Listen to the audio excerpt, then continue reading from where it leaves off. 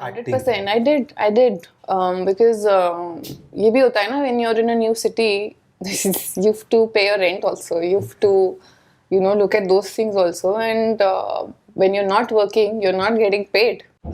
So those things also become difficult. And that is one point where I was like, I don't know whether I'm wasting my time and when that happens ना, आपका belief भी अपने आप से थोड़ा it starts shaking. देखो, तृप्ति डिमरी आज के डेट में उन गिनी चुनी एक्ट्रेसेस में से एक है जो अपनी सुंदरता से बॉलीवुड हीरोइंस वाले ग्लैमर रोल्स को भी अच्छे से कर लेती है और अपनी शानदार एक्टिंग एंड कॉम्प्लेक्स रोल्स को भी कर लेती है। लेकिन तृप्ति को आज की डेट में पॉपुलरिटी का सबसे बड़ा रीजन इन दोनों चीजों से अलग बताया जाता है। लोग उन्हें सनी लियोनी की रिप्लेसमेंट बताते हैं। मतलब in short Tripti Dimri Sunny Leone in parallel universe हो गया।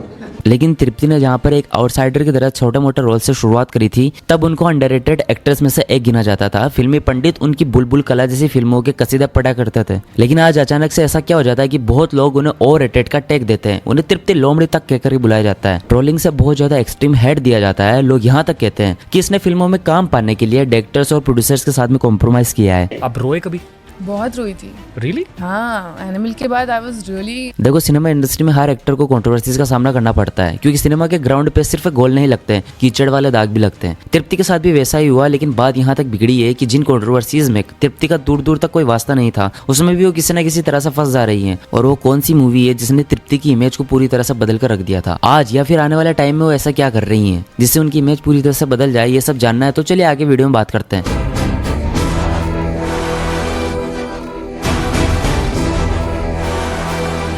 तो तृप्ति डिमरी का जन्म गढ़वाल के एक मिडिल क्लास फैमिली में होता है और वो अपनी स्कूलिंग दिल्ली में ही करती है। और दिल्ली में ही जब वो कॉलेज में थी तभी उन्होंने मॉडलिंग भी चालू कर दी होती है। उनको मॉडलिंग की अपॉर्चुनिटीज मिलने लगी होती है, जिसके लिए आगे चलकर उनको मुंबई आना पड़ता है। और मुंबई था जहाँ से वो अपना एक्टिंग करियर भी चालू करती है। और तुम्हें पता ही होगा कि किसी भी मिडिल क्लास फैमिली के लिए अपने बच्चे को मुंबई भेजना, खासकर एज ए एक्टर बनने के लिए, हमेशा मुश्किल होता है। लेकिन थोड़ा मनाने के बाद तृप्ति के पिताजी उन्हें मुंबई भेजने के लिए मान जाते हैं। अब तृप्ति मुंबई के अंदर 2015 में आ गई होती है। तो स्टार्टिंग में वो सिर्फ यूट्यूब बेस्ड किस और मॉडलिंग शूट्स ही करती है, जस्ट अपने खर्चे चलाने के लिए, वो सर्वाइव करने के लिए। और उन उस टाइम पर कोई मूवी भी ऑफर नहीं हो रही होती है। वो लगातार ऑडिशंस तो देने जाती है, लेकिन हमेशा रिजेक्ट हो जाती है डिफरेंट रीजंस दे करके, जिसकी वजह से उनके घर वालों की तरफ से बहुत प्रेशर बनाया जाता है कि अब मुंबई के अंदर कुछ भी नहीं रहा, वापस आ जाओ। लेकिन 2 साल की मेहनत के बाद उन्हें 2017 में श्रीदेवी की मूवी मॉम और सनी देओल की मूवी पोस्टर बॉयज में साइड एक्टर का छोटा मोटा रोल मिल जाता है। लेकिन यहाँ पर भी उनको ज्यादा अटेंशन नहीं मिलती। लेकिन इसके बाद उन्हें इम्तियाज अली की प्रोडक्शन में बनी फिल्म लैला मजनू में लीड रोल मिलता है, जिसमें उनके साथ अविनाश तिवारी भी होते हैं। वो मूवी जब बन के आती है तो एज यूजुअल इम्तियाज अली की फिल्म होती है, तो बॉक्स ऑफिस पर डिजास्टर चली जाती है और बाद में कल्ट बन जाती है। खैर, उस टाइम पे भी लोगों ने मूवी की तारीफें करी होती है और इसका फायदा तृप्ति को जरूर से मिलता है जब उनको नेटफ्लिक्स के साथ में 2 और मूवीज को ऑफर मिलते हैं। वो मूवीज होती है बुलबुल और कला। ये दोनों फिल्में बहुत ही स्ट्रॉन्ग सोशल मैसेज कैरी करती है, जिसकी वजह से दोनों मूवीज को बहुत ज्यादा क्रिटिकल अक्लेम भी मिलता है। और जहाँ लैला मजनू में कहीं ना कहीं तृप्ति की एक्टिंग हल्की लग रही होती है, वो चीज यहाँ से बिल्कुल गायब हो चुकी होती है और उन्होंने एकदम शानदार एक्टिंग की होती है। तृप्ति मेन स्ट्रीम बॉलीवुड की नजर में आने लगती है, जिसके बाद से उन्हें बड़ी बड़ी मूवीज भी ऑफर होने लगती है, जिसमें से एक फिल्म होती है संदीप रेड्डी वांगा और Ranbir Kapoor star film animal, जिस मूवी में तृप्ति का करियर हमेशा के लिए बदल दिया होता है, जिसके बारे में हम अगले पॉइंट में बात करते हैं।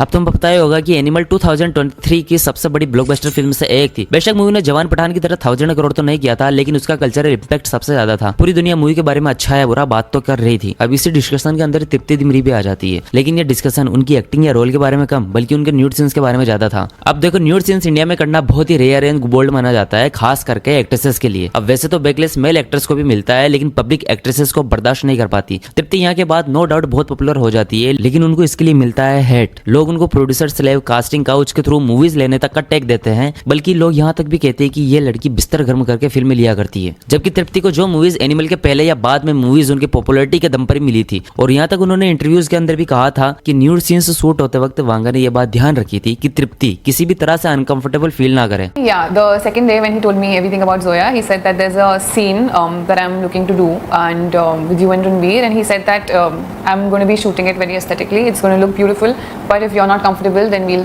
think of another way of doing it. And he showed me references, and he told me that he wants to create a Beauty and the Beast kind of an image, and he told me why it is important for the film. And he just made it, he was treating it like any other scene in the film, which kind of you know. Animal के बाद तृप्ति की image बहुत हद तक बदल चुकी थी। Producers भी उनको उसी तरह के रोल्स में कास्ट करने लगे थे। एनिमल के बाद तृप्ति की अगली फिल्म होती है बैड न्यूज, जो तुमको पता ही होगा कि एक बच्चे के दो बाप वाले कॉन्सेप्ट के ऊपर बनी थी और इसी वजह से वो कंट्रोवर्सीज के अंदर भी आ गिरती है। लेकिन मूवी का सबसे बड़ा कंट्रोवर्शियल पॉइंट होता है वो विक्की कौशल और तृप्ति दिमरी का स्टीमी गाना, जो पहले कभी इस फिल्म में होने ही नहीं वाला था। इसको स्पेशली तृप्ति के एनिमल के बाद मिली हुई हाइप को इनकैश करने के लिए डाल दिया जाता है। और उसके बाद में तृप्ति की एक मूवी और आती है विक्की और विद्या का वो वाला वीडियो। अब ये जो वो वाला वीडियो है वो एक मैरिड कपल का टपाटप टेप होता है। अब देखो इस फिल्म के अंदर कुछ ऐसा स्टीमी सीन्स वगैरह नहीं होता, लेकिन तृप्ति के डांस का बहुत मजाक उड़ाया जाता है क्योंकि वो अच्छी डांसर ऑब्वियसली नहीं है। इसके लिए तृप्ति को भूल भुलैया 3 भी ऑफर की जाती है, जहां पर वो कार्तिक के लव इंटरेस्ट का रोल प्ले करती हुई नजर आती है। उनका काम बस पूरी मूवी के अंदर क्लीवेज दिखाना ही होता है, जिसमें क्लियरली डायरेक्टर की गलती है। इन मूवीज ने कहीं ना कहीं तृप्ति की एक प्रॉपर नेगेटिव इमेज बना दी होती है ऑडियंस के बीच में। तृप्ति को काम तो मिल रहा होता है, अब उस तरह के रोल्स और फिल्में ही मिल रही होती है। अब जैसा कि मैंने तुम्हें वीडियो में पहले बताया था कि तृप्ति को लैला मजनू से बहुत तरह के फायदे होते हैं, उसी का रिजल्ट 2024 में लैला मजनू के री रिलीज होने पर होता है, जहां पर ये फिल्म ब्लॉकबस्टर हो जाती है और अपनी ओरिजिनल रिलीज से भी ज्यादा कलेक्शन करती है और तृप्ति की भी तारीफ होती है। लेकिन तृप्ति की जो इमेज एनिमल या उसके बाद वाली फिल्मों से बन चुकी थी उसमें कुछ भी इंप्रूवमेंट नहीं होता। इसके बाद में तृप्ति के करियर में एक और बड़ी कंट्रोवर्सी खड़ी होती है जिसमें उनका कोई हाथ भी नहीं होता, लेकिन वो बिना मतलब में घसीट ली जाती है, जिसके बारे में मैं तुम्हें अगले पॉइंट में बताऊंगा।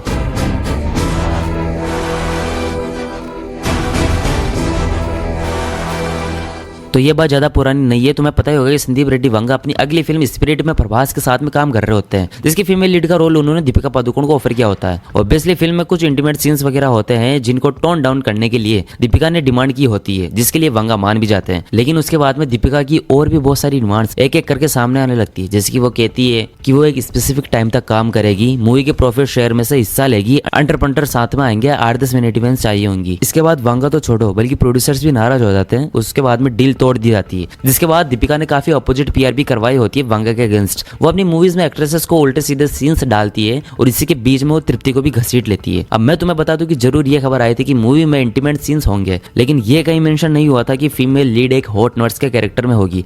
और ये खबर दीपिका के पीआर के थ्रू ही आई थी, जो स्क्रिप्ट में से शायद इन्होंने लीक कर दी थी। जिसके बाद में वांगा अपने अल्फा मेल गुस्सा वाले मोड में आकर ट्विटर पर लंबा चौड़ा ट्वीट करके बिना नाम लिए दीपिका को एक्सपोज कर देते हैं, जिसके कुछ टाइम बाद खबर आ जाती है कि स्पिरिट में अब फीमेल लीड में तृप्ति दिमरी को कास्ट किया जा रहा है। अब मैक्सिमम ऑडियंस का इसमें यही रिएक्शन था कि तृप्ति को फिर से मूवी के अंदर सेक्सुअलाइज किया जाएगा और जरूर इससे उनकी इमेज पर कोई ज्यादा फर्क नहीं आएगा। लेकिन अगर मैं तुम्हें बताऊं कि तृप्ति दिमरी काफी टाइम से अपनी इमेज को धीरे धीरे सुधारने की कोशिश कर रही है, अब वो कैसे मैं तुम्हें अगले पॉइंट में बताता हूँ।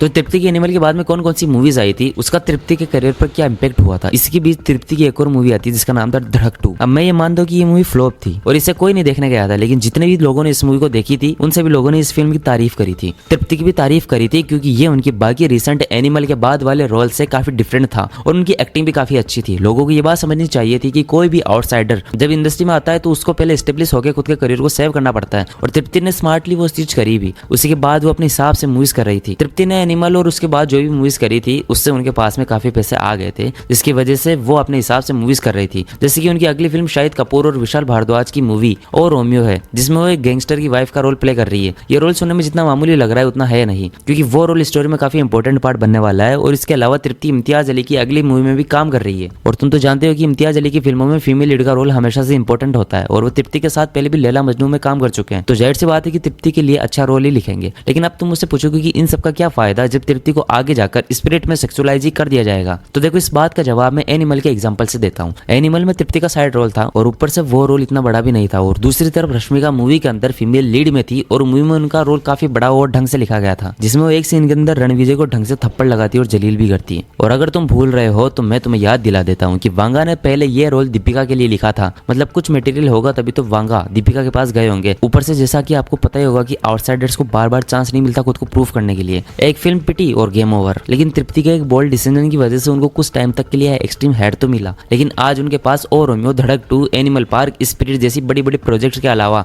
और भी काफी अपकमिंग प्रोजेक्ट पाइपलाइन में। तो बॉलीवुड में प्यारी आकर के समझ गई थी कि सर्वाइव कैसे करना है और कैसे आगे बढ़ना है। ऊपर से ये अपकमिंग और सारी की सारी मूवीज के रोल्स ऑडियंस की नजर में आएगी तो तृप्ति की टार्निश हुई इमेज भी बहुत हद तक सुधर जाएगी और शायद इमेज टर्न ओवर भी हो जाए। तो चलो इस वीडियो के लिए इतना ही। बाकी आप बताओ आप तृप्ति दिमरी के बारे में क्या सोचते हो। तो सबसे पहले तो मैं आपसे सॉरी बोलना चाहता हूँ क्योंकि हमने पिछले 20-25 दिन से एक भी वीडियो अपलोड नहीं की है। ठीक है, तो मैं मिलता हूँ आपको नेक्स्ट वीडियो के अंदर। अब तक के लिए take care and bye bye.